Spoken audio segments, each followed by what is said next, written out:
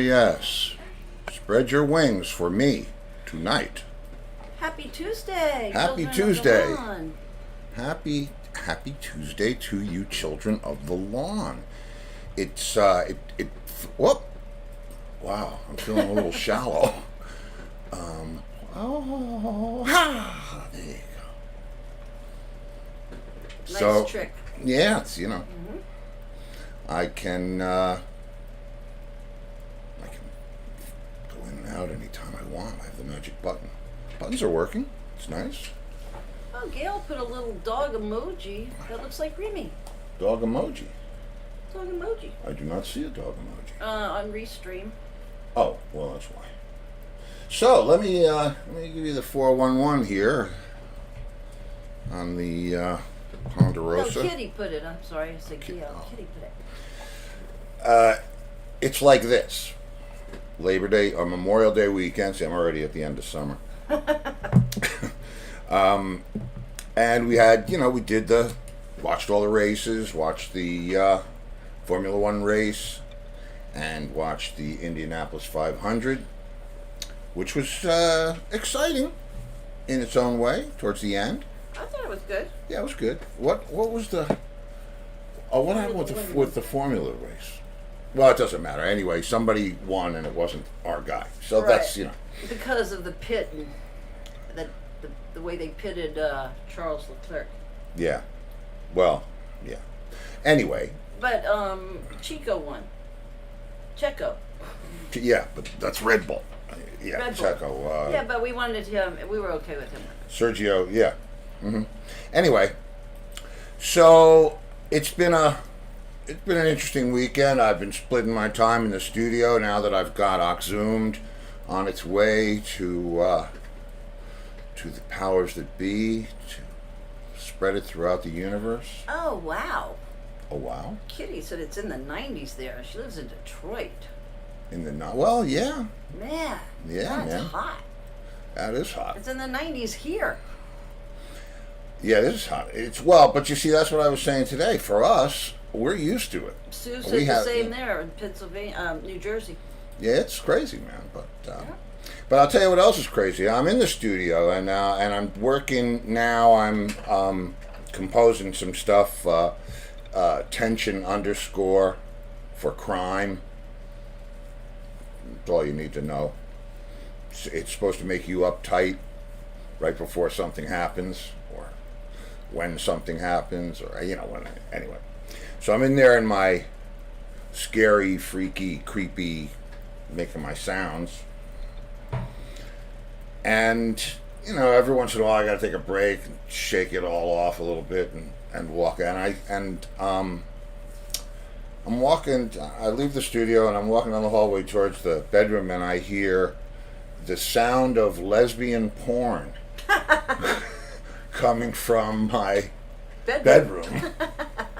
But it was lesbian. It was not lesbian porn. Well, okay. So And I stopped for a minute. I stopped because listen. I'm a fan, but you are? well, I'm not. Oh my goodness, I'm not shocked. Never in my 40 years did I know that. What? That you were a fan. Of what? Lesbian porn. Well, what? Okay, you want to tell the people what it was? It was lesbian porn. No. It was the French Open, which is it's a nice follow up. Women playing tennis, but only one of them was screaming. So she was masturbating. You had man. You had them going down. One play was I went in and watched, and it was only one of them. Layla was not screaming. When was that? Today? Yes. I'm talking about all weekend. Yeah.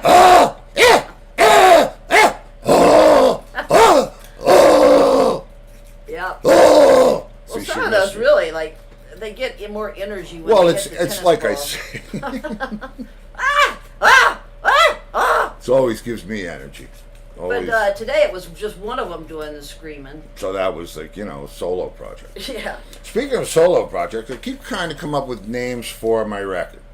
I mean, I have names for it, but every time I think I've come up with, I know no one's using Oxzoomed. But for my stuff, I'm like, I don't know what to call it.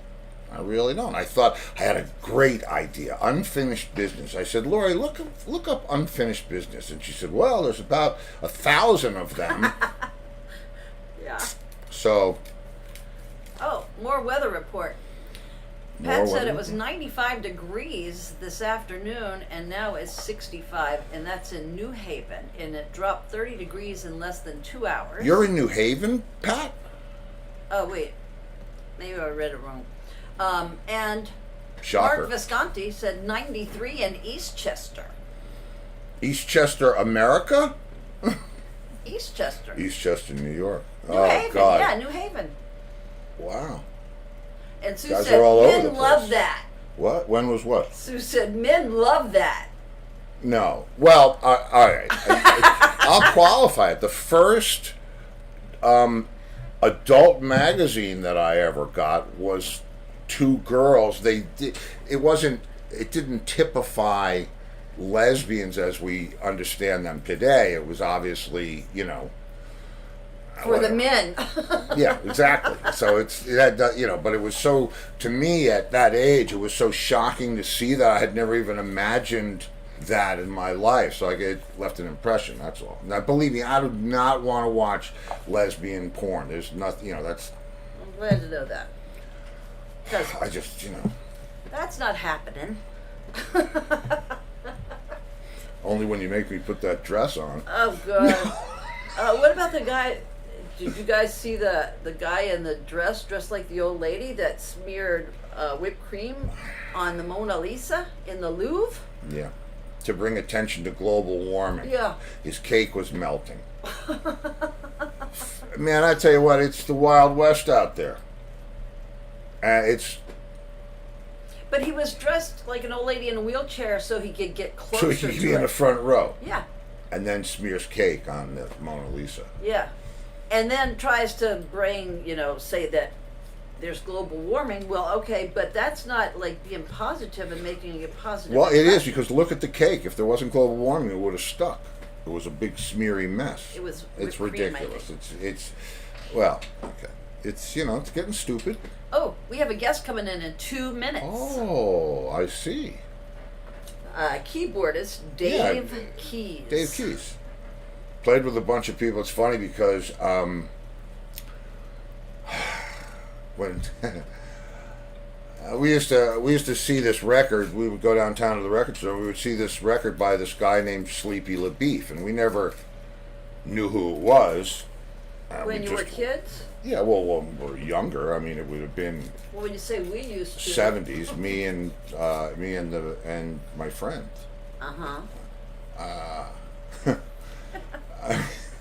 We would see Sleepy LaBeef, and it was like. And now that you mention it, I don't know if that was before. It had to be in the 70s. I don't think it was in the 60s. But we were always enchanted by that name, and it became a sort of pseudonym for some friends of ours. But anyway, Sleepy LaBeef. And we should, and I love bluegrass, so we should probably give Sleepy a turn. That's right. Okay, well, Brenda is weighing in on the porn. She said she was turning the channels one night, and show's title was "Sex Sent Me to the ER." LOL. So, no, we can't. What? What were you gonna say? You were gonna tell Larry's that's story. A doctor. I wasn't gonna say his name. What? He had someone that got to somebody had a device, a rancher type guy came into the ER with a device that had been broken off in his posterior. Right. Couldn't get it out. Broke. And it's in there. Yeah. And they don't know what to do. They go to the ER. Like, you better not laugh. And Larry, and I mean, this is like the flannel shirt in the summertime guy, right? The guy who's always smells like hay, and he drives Dave Keys is here. Okay. And he says to Larry, "You're not supposed to say his name." I said Larry already. They know it's Larry. I'm not saying the guy's name. We don't know the guy's name. Said, "Don't you dare laugh." Okay. Come in. It must be Dave Keys. It must be Dave Keys. Hey, Steve. Hey, Dave Keys, how are you? Oh, great, man. What a treat to talk to you after all these years. Yeah. Back at you. It's been a minute, hasn't it?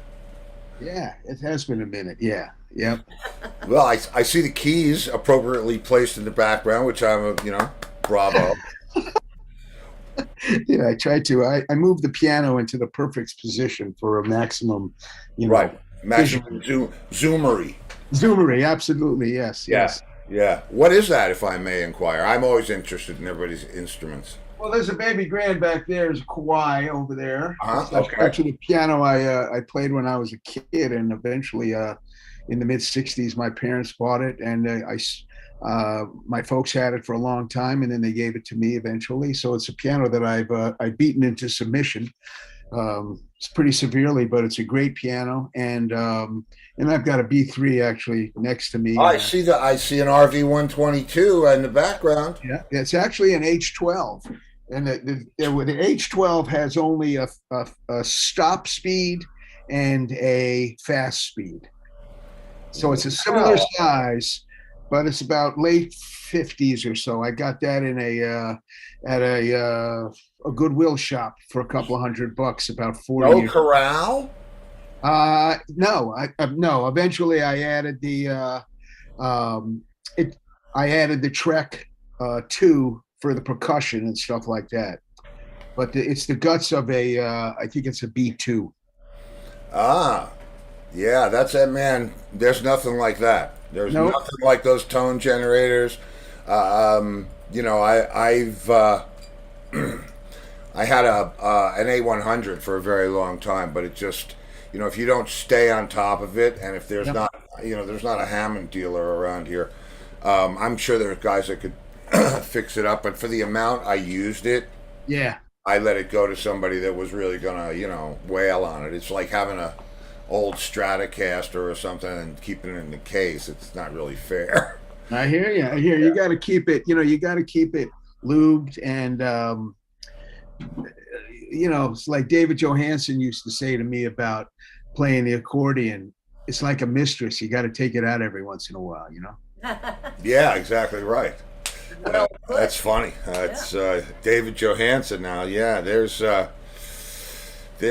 guy who beat the crap out of us all in a pool tournament. Do you know him to be a pool player or no?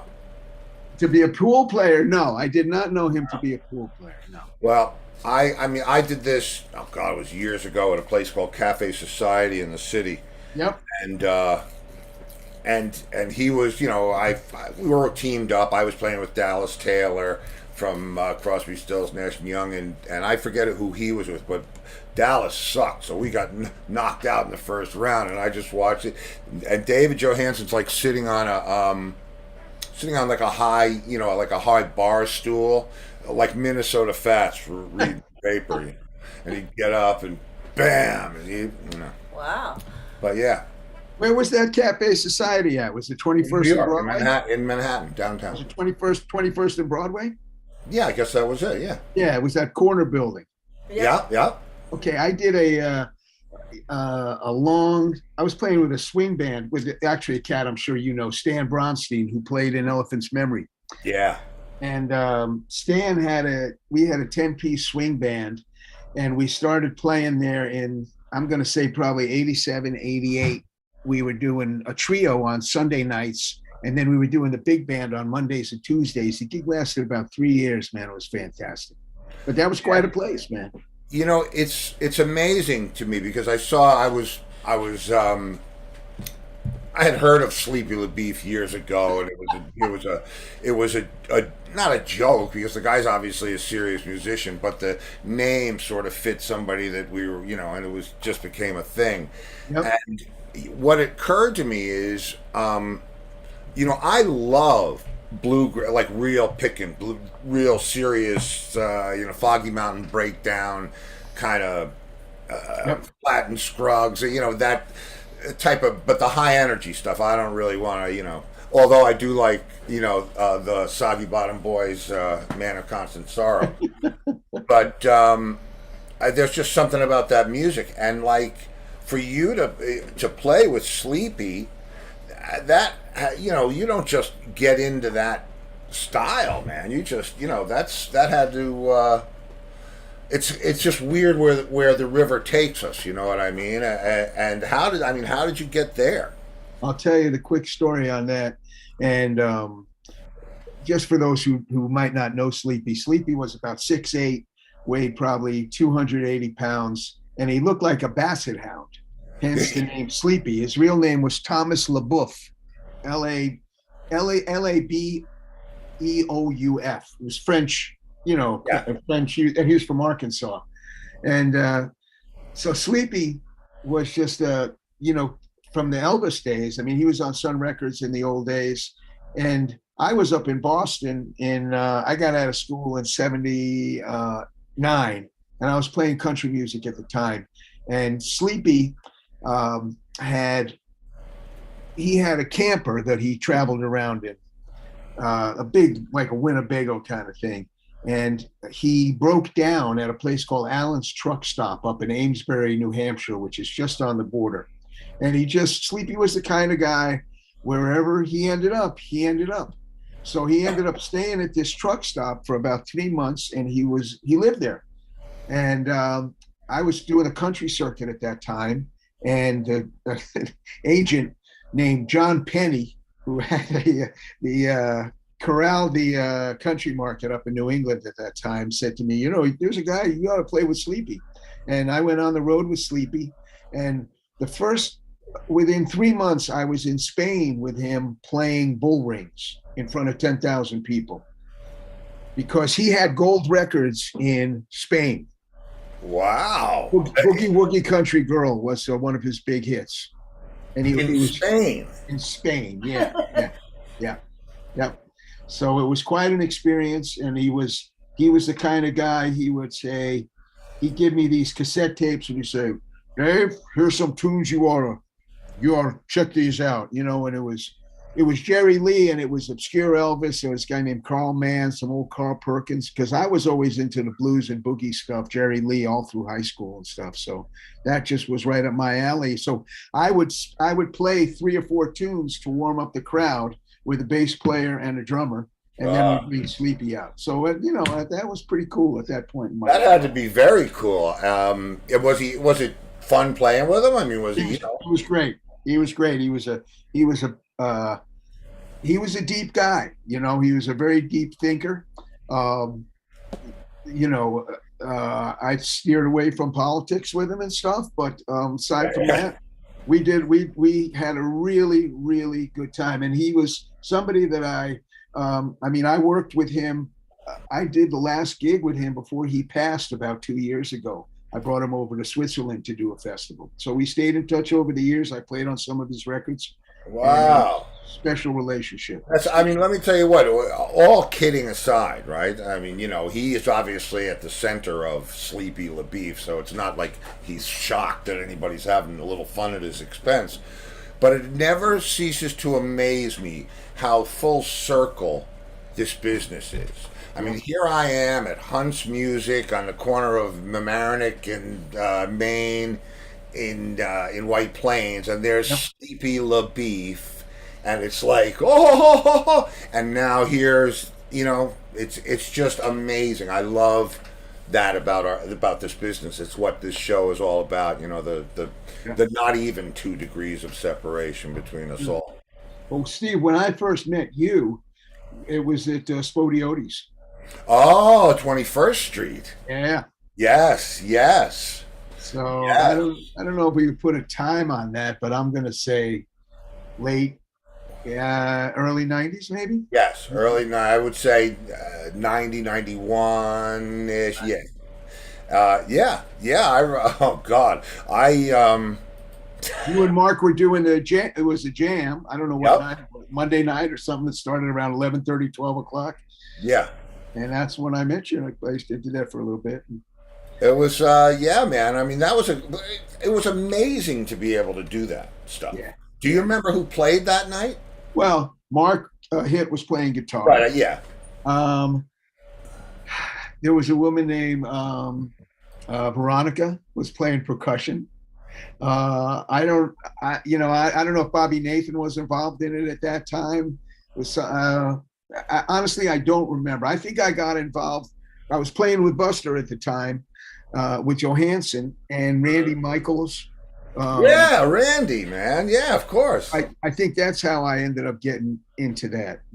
I think I did the gig a couple of nights with it was the keyboard player or whatever, and it was great, man. You played with us though, right? Yeah, I played with you. Yeah. That's the coolest thing ever.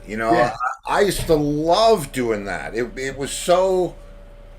The thing about it was you never knew who was going to show up or who was going to do what. I mean, it was. I look back at some of the pictures and I think of some of the stories it was amazing that we were, that we were there at that moment in time. It was crazy, Was that was post Rat Race Choir for you at that point?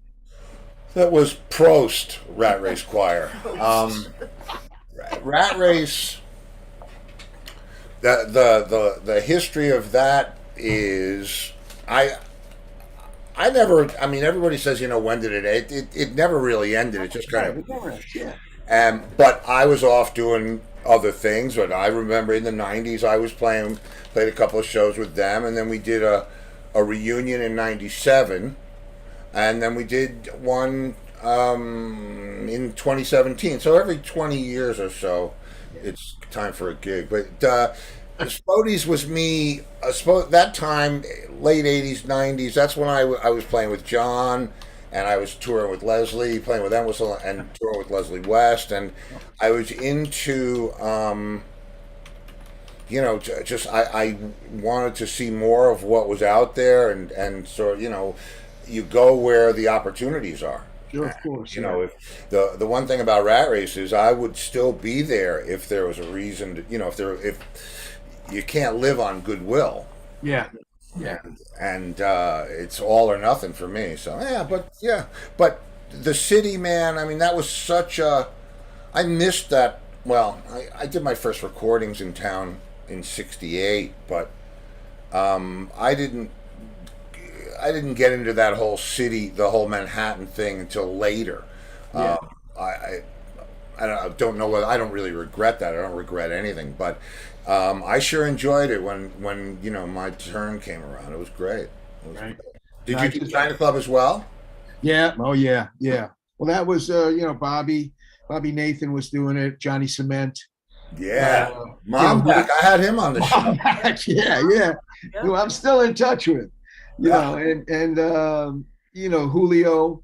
Fernandez, sure. There was a guy named Mick Gaffney who was down there a lot, guitar I remember player. Mick. Gary Frazier, another bass player, was playing with Canada and stuff like that. And those were some great times, man. That was And the thing about it was, I had CrispinCio on the show the other night, and it's just you don't realize it when you're in the middle of it. You know what I mean? You don't like kind of peek your head up and go, "Wow, this is really cool," and man, am I really lucky to be because you're just a part of it. But when you reflect back on it, and it was like, wow, yeah, a lot of fun. I mean, the beauty. Well, one of the beautiful things at that time, at least for me, was I think I was paying $300 for my apartment up on Broadway and 86th Street. Wow. And I was literally working 28, 29 days out of the month between doing country gigs, doing blues gigs, stuff like the China Club, whatever came up. But you were playing all the time, and it was all different people, which I really dug too. See now, and that was similar to. I mean, for me, from '68 to let's say '97. However many was that? 29 years. That's not really true. From '68 to whenever, I was in Rat Race. I didn't play with anybody else. You didn't cheat on your band. It was that mentality, and I love that mentality. I still, I embrace that to this day. But I talked to guys on the show who were doing sessions and this and that and the other thing, and all I was doing, I was in like a little Led Zeppelin type of band, just us, and we played our circuit and did our recordings, and that's what it was. Yeah. And so, later on, especially in the '80s and '90s, and with Spody and China Club, man, it was like such a blast to play with all those different players, man. I'd be up there all night. Yeah. So. Yeah, when you have a band like that, like you had, with Rat Race, I mean, it's family, so you never, exactly. I mean, you may fight with family, but it's still always there, which is a beautiful thing. And as long as it lasts, it's great. And I know, you guys had a huge thing going on, and that's extraordinary, man. That's something that you'll always treasure for the rest of your life, Yeah, and believe me, I'm very proud of it, and to, especially, via these conversations with people, to find out, how important it was, Yeah, and yeah. because you don't really think about that. No, I you mean, don't. Yeah, to me, I was the business had just changed so much in the '80s that I was looking for a reason not to leave, if you know what I mean. It's yeah, like, but it's whatever. I mean, you yeah. got if the wind's blowing that way, you're going that way. If you're not, you're gonna get sail in your face. Sure, So, sure. but no, I love what we did, and I love now looking back at it as a sort of completed picture. Um, I'm very happy with the legacy that we left, or whatever. I mean, Yeah, yeah. I'm very proud of what we did. Yeah, you hit a lot, you hit a lot of people, and people will come up to you, just from my own personal experience. I saw you play at the Lone Star in an opening for the Neville Brothers in 1985, and it's like, wow, okay, well, cool. I'm glad people, that's the stuff that people remember, and it's important, man. Well, yeah, it's very, and that's, and I take that kind of thing very seriously. When somebody remembers, something that, I was a part of musically, especially artistically, in whatever way, Right. that's why we do it. I mean, otherwise we'd all be doing it at home. The reason we go out is to share it and to, there's, the reason there's only one dancing bear is because there's only one dancing bear. Everybody else just gets to watch. So dance, bear, dance. Yeah. No, I love that. I love that. So what's on the menu these days for you, man? Well, What? I've been, I worked for a long time with Papa Chubby, probably the Yep. last 10 years, and that was a pretty, um, we're working a lot of Europe stuff. And, uh, I split that at the beginning of the year, and now I've kind of gotten back to doing my own stuff.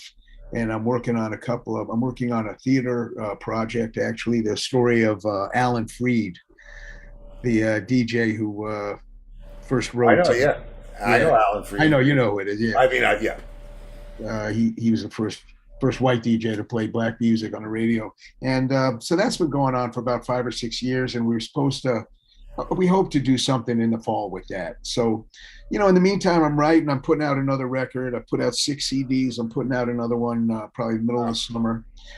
Just did some tracks with Bernard Purdy and guitar player named Pretty John. birdie, man. Yeah, How pretty was that? good. Does he still? He must still have the groove, right? I mean, Unbelievable, it's man. Bernard.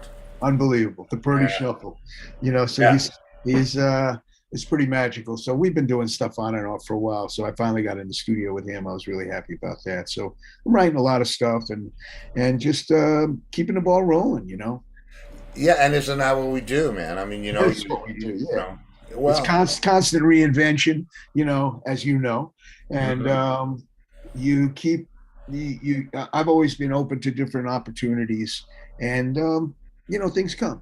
Well, if They, you're a lifer, you have to be, and if you're a lifer, um, then you're gonna, no matter what your thing is, you're gonna hone that skill to its finest degree, and then that's when the work comes because yeah. people know, hey, man, you got to check out Dave because he's doing and that's the beauty of what we do because it doesn't really matter, what your spiel is. Just play.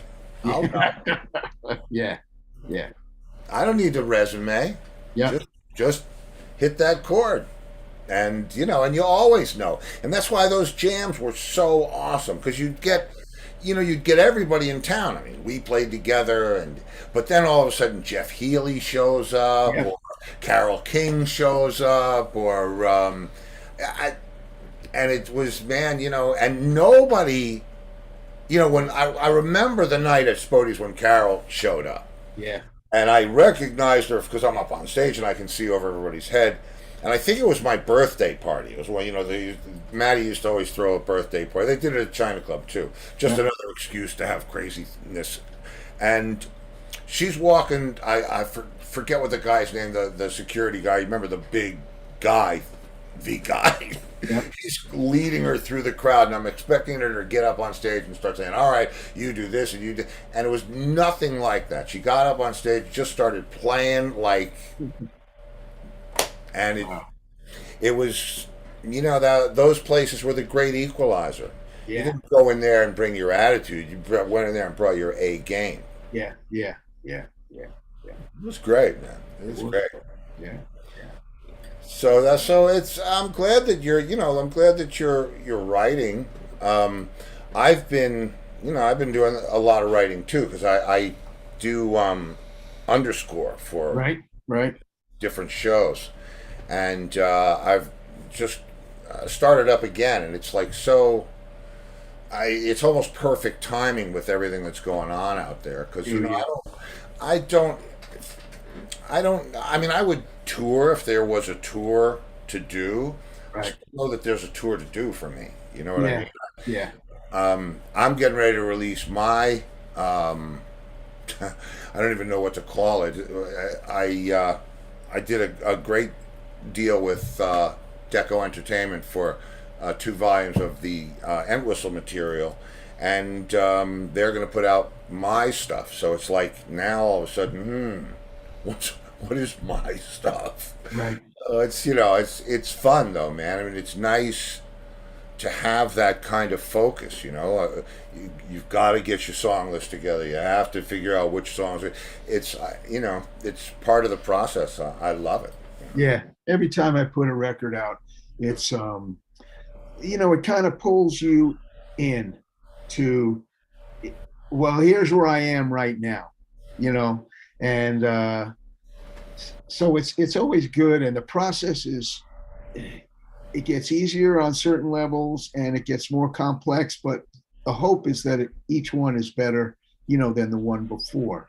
And particularly with pandemic and everything, I mean, I would have made a record 2 years ago, but it just couldn't get people in the rooms together, and there was this and that, and now it's like way overdue. So I have these songs that I wrote 4 or 5 years ago that should have been recorded a while ago, but it's cool. But it's funny because it's a snapshot of where you are, and it's not, putting out a CD now it's different obviously than it was, or a record, whatever. You sold them at gigs, and if you're not touring all the time, you're not, in Europe in particular, used to sell Right. a lot of product. But now, I put them out because it's like, this is where I am. People hear it Right. and dig it. And when I did the deal this year for the Entwistle stuff, Right. it's rarities, it's stuff that we never released, it's versions of things that we never put, it's just, but it's not, bottom of the barrel stuff. Yeah. It's all pretty cool stuff.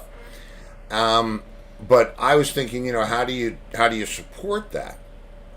So I had an idea. I don't know if I did a film that I started when John was alive and I finished it after he passed, called An Ox's Tale. Mm-hmm. And I thought, well, maybe we do this combination of, maybe show the film and talk about the film and play the music, and maybe do a music minus one type of deal where I could play along with my own record or something. Because I think for me, conventional touring, it's just not there. If it was there, I would be doing it, but I just It's don't. not feasible on a certain level, but that's the music minus one thing, man. That would be unbelievable. It's a great Well, idea. I did it. I did it. And I'll send you the videos of it. What I did, I didn't do the movie thing. What I did is went to a couple of colleges Yeah. and gave talks about the business. Yeah. And I had my gear up there, and I had, I had to do it in cans because I can't play, it's just too loud. I Sure. would have needed like stacks.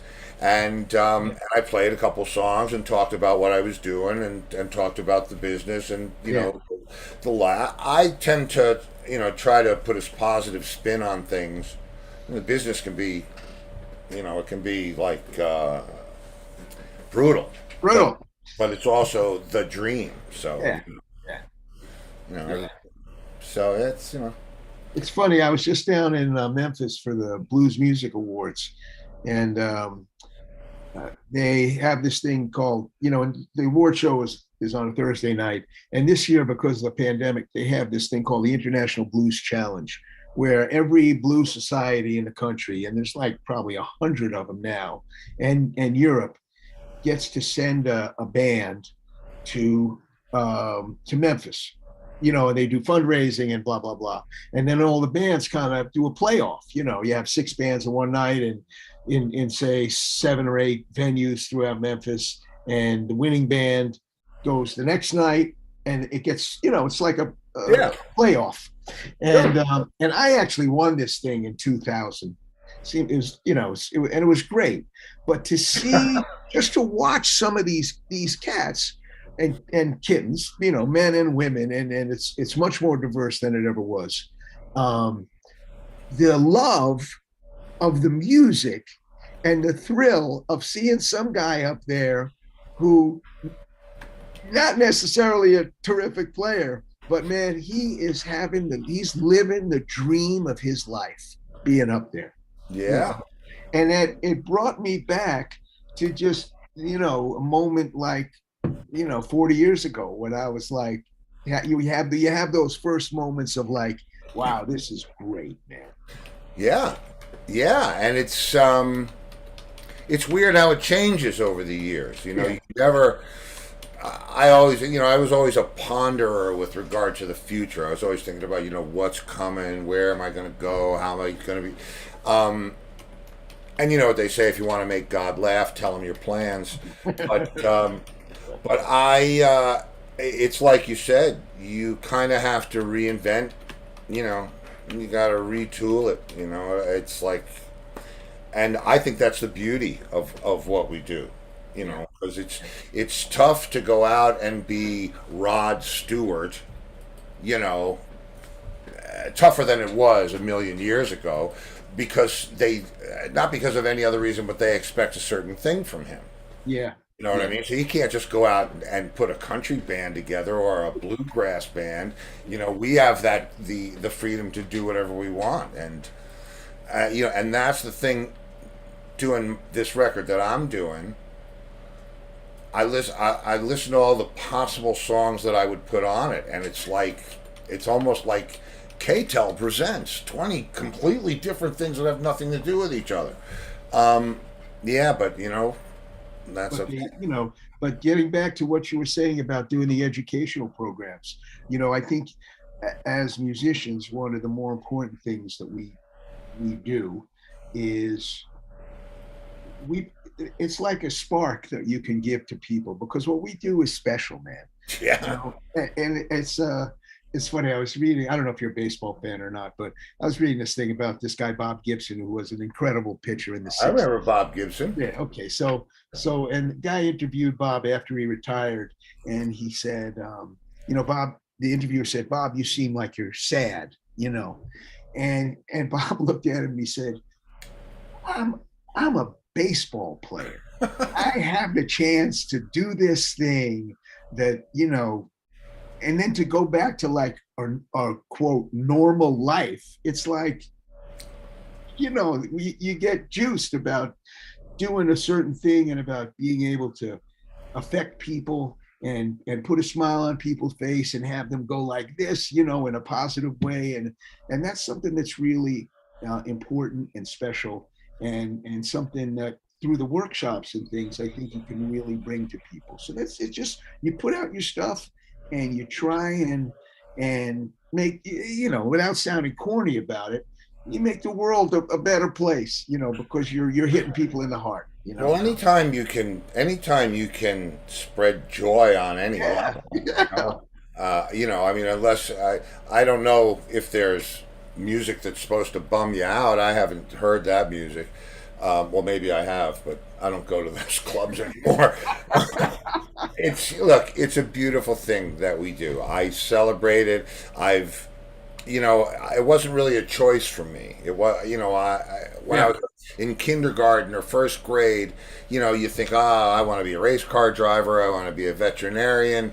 And then once I got bitten by this thing, Yeah. that was it. There was nothing else. And it was just that, laser focus of, oh, more. I need this. I need to do this. And the thing that it took me a long time to learn is playing in those clubs.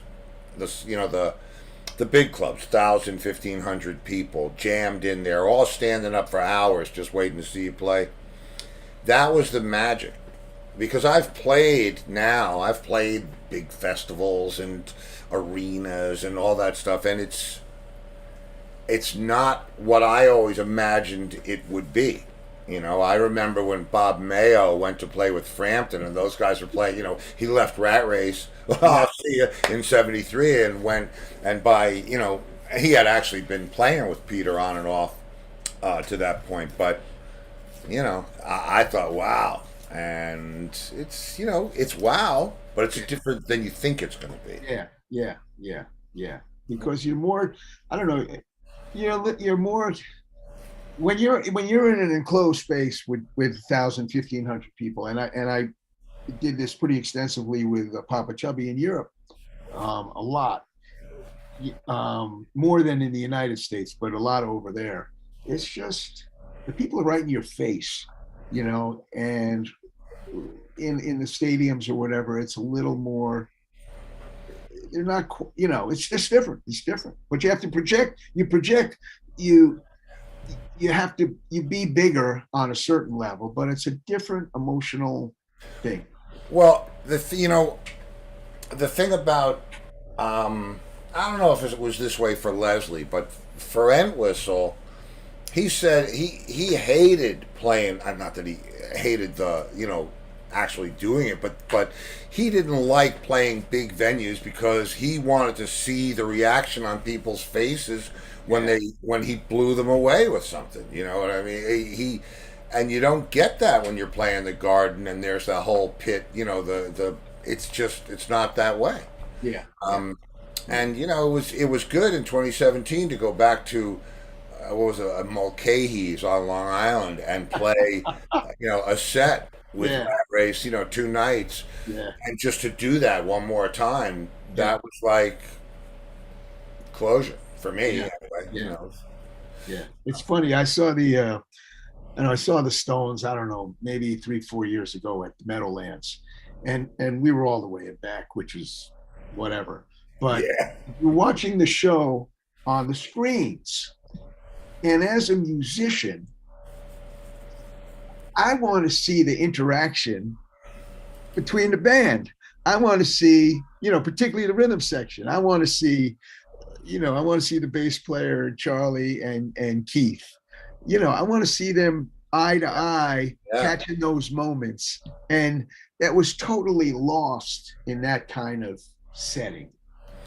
So as a fan, looking at it from the other side of the stage, you lose something there. Yeah, of course you do. And you see somebody in a club. It's just like you smell the sweat. You're right there. Somebody screws up, they crack up. The band interacts. Somebody plays something great. You see the look in somebody's eye, and it's exactly. And it's like I tell Lori, my wife and producer, who's been Hey, Lori. Hi, Dave. I said, imagine if you could walk into a room and make stuff disappear. Wouldn't you do that all the time? Wouldn't you be like, well, watch that lamp? You'd be like, watch him, like that, and then all of a sudden you'd be back. You'd be Yoda. You'd be Yoda, You'd be Yoda. All right, listen, here's what we're going to do. Did Angus send you the questions? Oh, you did? That's right. Yeah, I forgot about that. We got the questions. Go ahead. No problem. And Friday nights, Free for All Friday, same key to the get in, party at Steve's house. Anytime, wherever you are, you want to come in for a minute or an hour or whatever, it's Free for All Friday. So I'm going to play a quick commercial. I will meet you back here in a few seconds, and we will approach the life-altering questions. Good? Excellent. Can't wait. All right, I'll see you in a minute.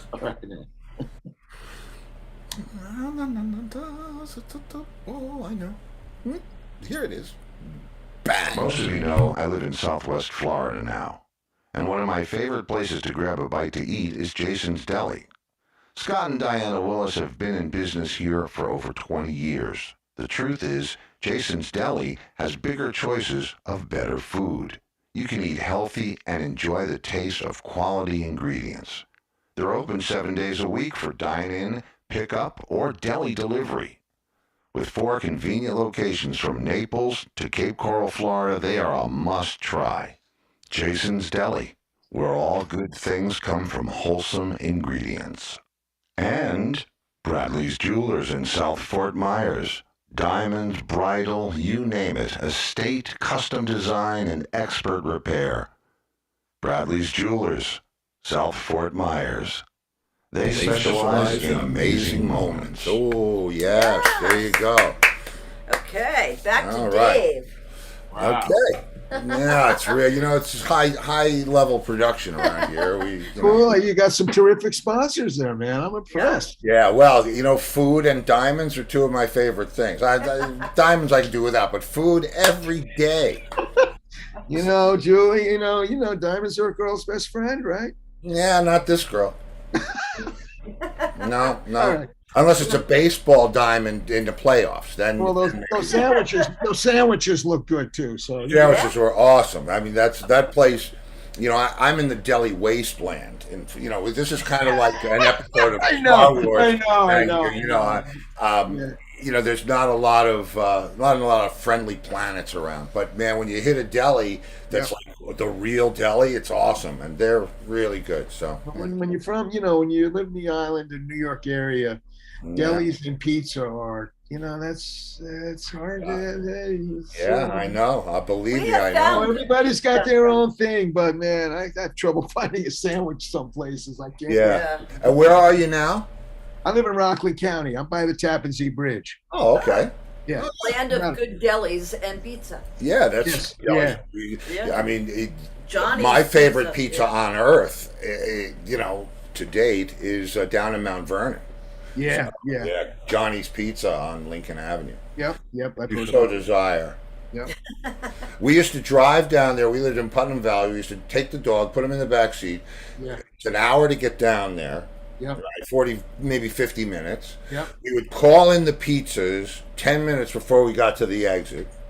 We would get there, pull right up. They would know we were coming. They'd bring out 2, not 1, but 2. Because They were so thin. It was so They didn't sell slices. they didn't sell slices, and 1 was just not enough. So Yep.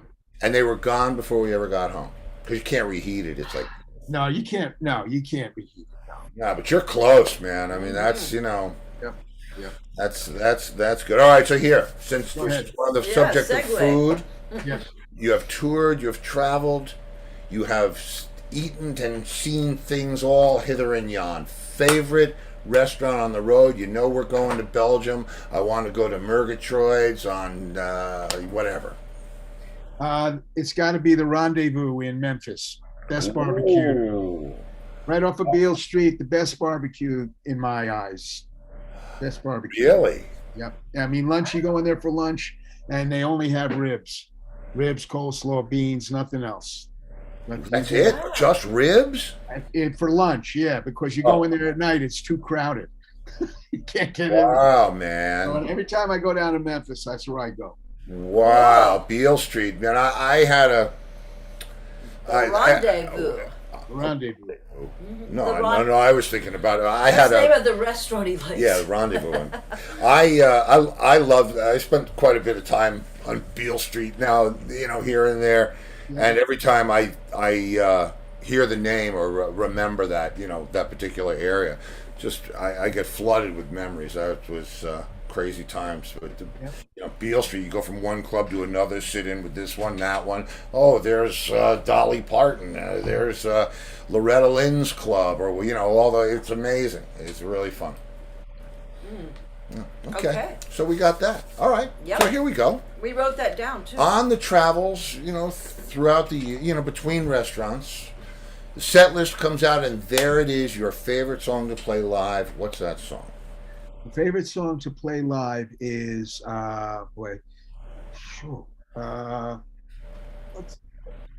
let's say Dixie Chicken, Middle Feet. Oh, I think we had another Dixie Chicken. I think someone.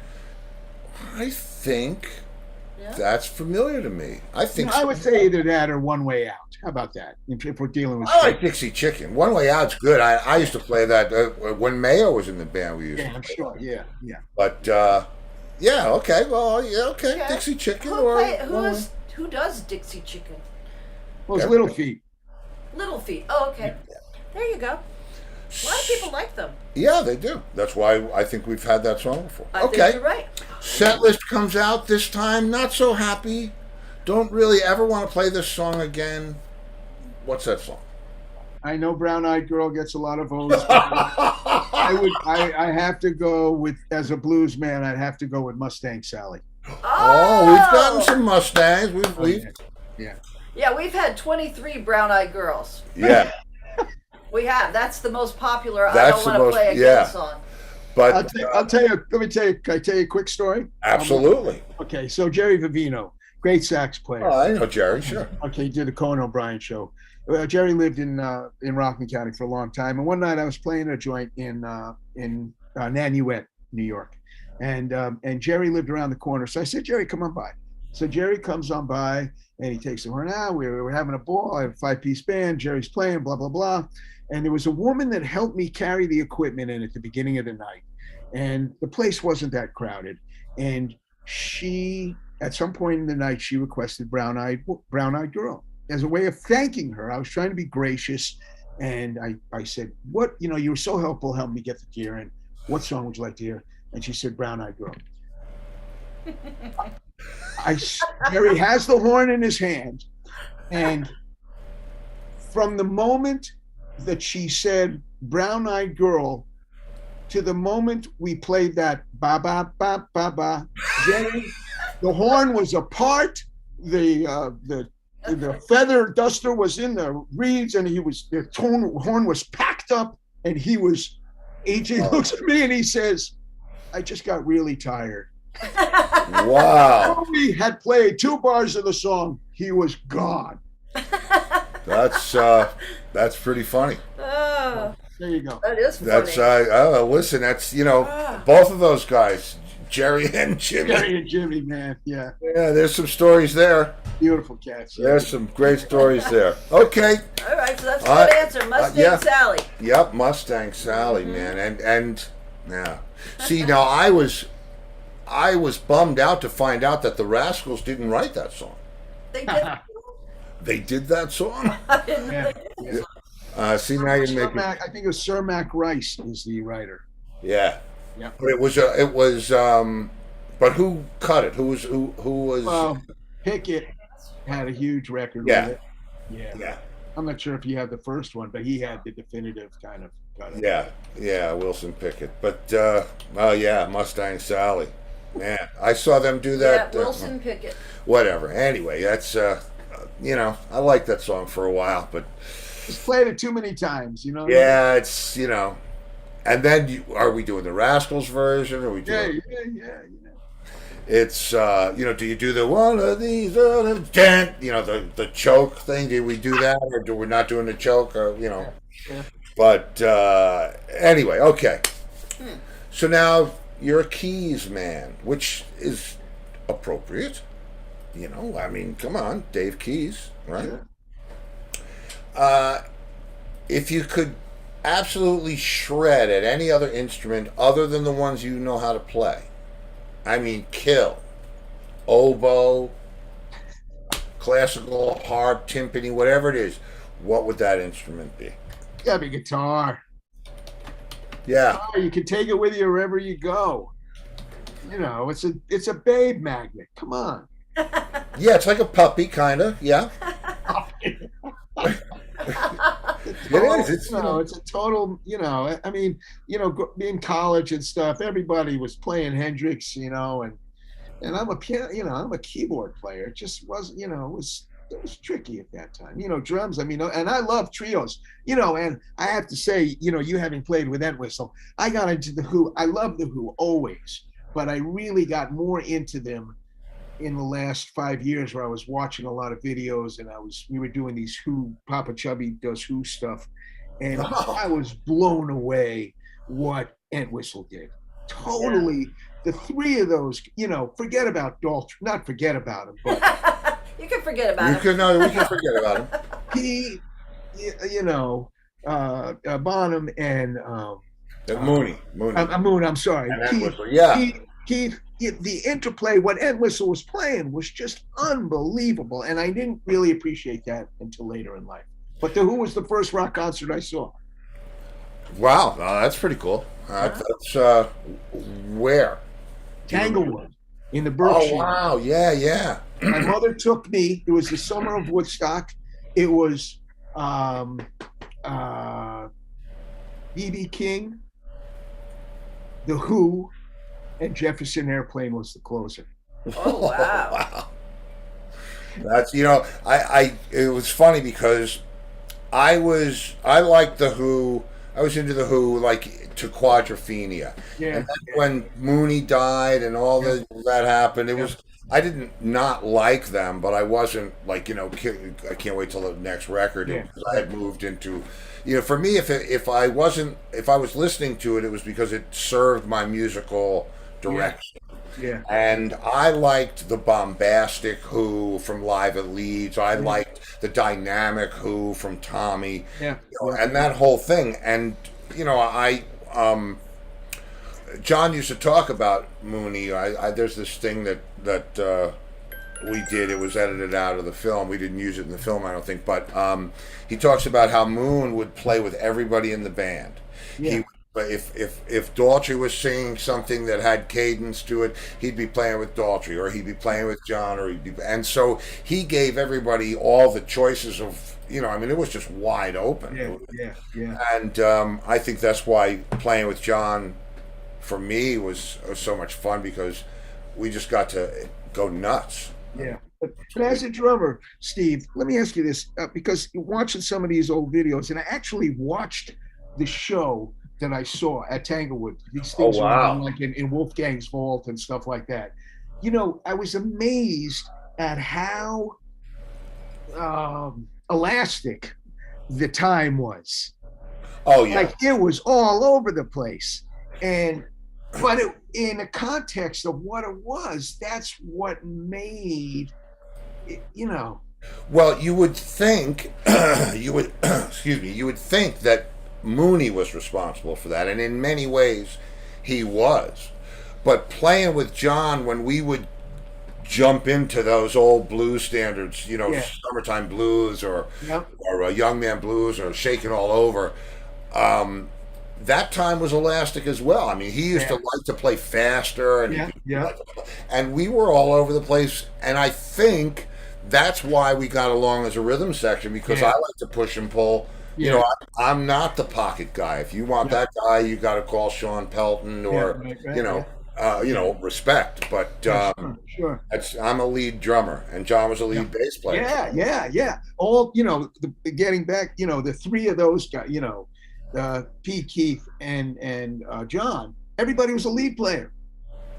But it worked. It worked incredibly, man. And you don't see that, man. It just doesn't. No, you don't. And that's why, and I'll tell you what, to get a taste of that for the 15 years that we've been friends, to actually get to drop into that and kind of do the 21st century version of that. We had it was great playing in that band. It was just wide open spaces.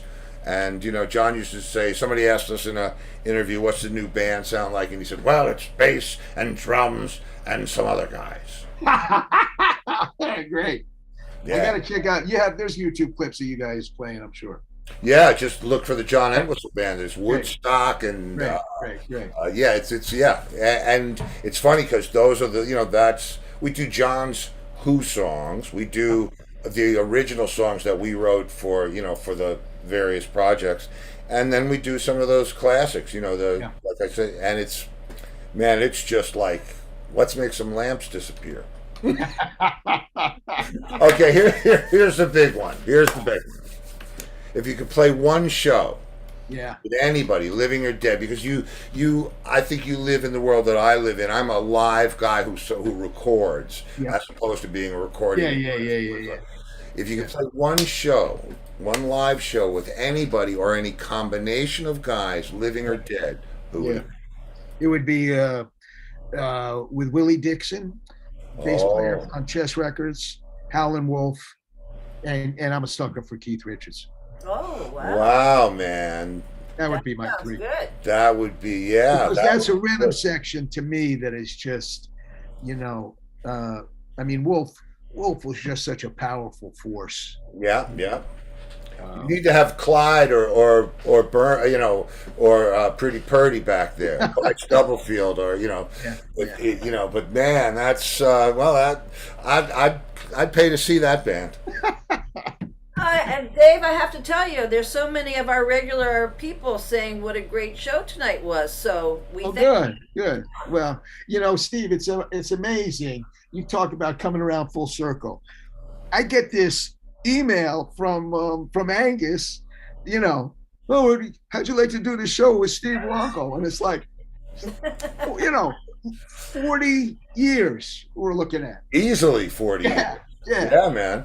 So there you go, man. It's a beautiful thing. So But first of all, and thank you for being here. And like I said, please come in on a Friday. But this is the whole point. If we were to meet instead of meeting on Zoom in the middle of a pandemic, if we were to bump into each other at Harvey's Brew and Stein or whatever it is, and there was a piano and a set of drums, what would happen? This is what would happen. It would be stories and stuff and laughing and.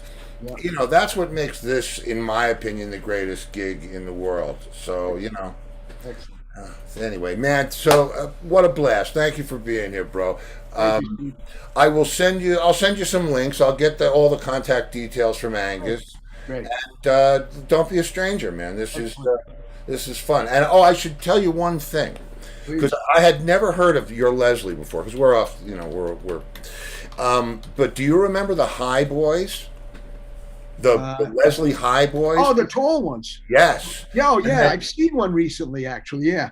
Larry McGowan had 2 145s, 2 122s, and 2 High Boys. We used to call it Larry McGowan and his wild herd of Leslies. And to see those 6 things lie flat, There's a venue out in Jim Thorpe, Pennsylvania, called the Mo-Chunk Opera House, and they have 2 High Boys in the back. Wow. Back there, unbelievable. So. Wow, unbelievable. And people probably, how's this curio cabinet open? Oh, man. Good to talk to you, Dave. Thank you for being here, brother. I hope you come in on a Friday. We'll hit you with the email, and good to see you, bro. Really good to see you. Thanks, Steve. Thank you, Julie, too. Take care, folks. Take care, man. Bye, Dave. All right, we'll see you. All right.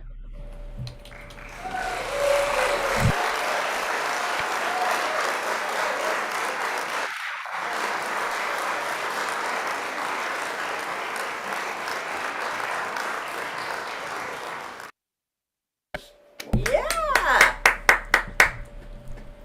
That's not That is the epitome of what this whole show is all about. I haven't seen Dave probably since we played that night at Spodiotes, which had to be 90, 91, something like that, 92. Oh, thank you, Mousy. Thank you, Lori. Mousy! Lori! Love you!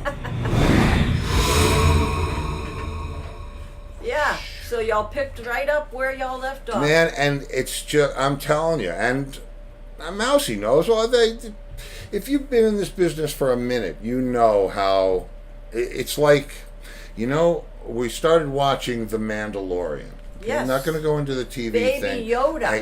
It's the only thing that could get her into a Star Wars type of thing. It's a Baby Yoda, and he's a little thief. He's very cute. And he's a baby and he's hungry. Spoiled, and he's, But the thing is, when people run into other, like the frogs, when they saw each other and they understood what the other frog was saying, they were so happy. That's the way it is for us musicians. It's why I'm in space, because you speak that language and you understand. So, it's not like Mrs. Frog, but it's close. Kitty Tiger is sitting out on her deck watching a mama raccoon and her baby. How cool is that? That's pretty cool. Yeah. We love raccoons. Yeah, we love them. We used to let them in our house when we lived in New York. Until we found out they could kill us. Yeah. We used to feed them bread. They used to come inside. They're babies. Used to come into our living room Yep. because we lived in the mountains. They would Because just, we would feed them bread. and we had names for them. We knew them all. But anyway, that's another story for another time. Yeah. Mousy said it all comes back around. Yes, it does. Yeah. And that's a good thing for, from where I'm sitting. I love us. All right, children of the lawn. So tomorrow. Tomorrow. Oh, Wednesday.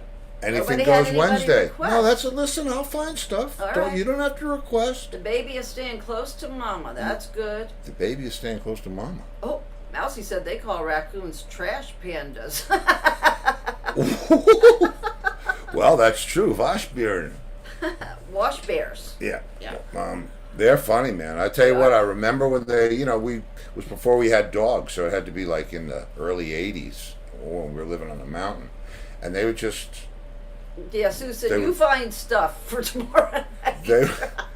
They would walk in and you hold a piece of bread and their little pads they were like cold, but it was just amazing to be that close to them.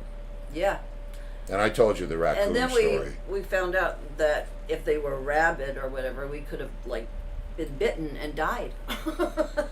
Oh, Gail said, we love what you picked last week. Okay. Oh, okay, good. Well, I'll pick some more stuff. I have more stuff. Okay, then. And on that happy note, if I don't see you in the future, see you in the pasture. Good night, everybody. Good night, kids.